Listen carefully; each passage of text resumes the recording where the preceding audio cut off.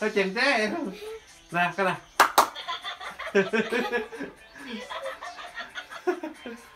Đâu mặt ta luôn. Sợ không, sợ không? Không, cười.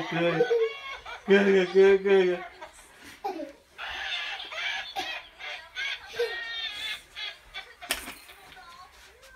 À, sao hết? Đọc. Con vỗ tay cho nó lên nè. Chạy. Thôi, rồi. Để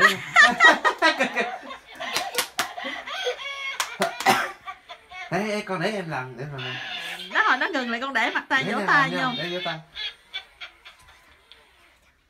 Vỗ tay đi con. Mình vỗ tay mặt tay. Vỗ tay mạnh lên. Thương đấy chưa? Em mặt ta nó không sợ à.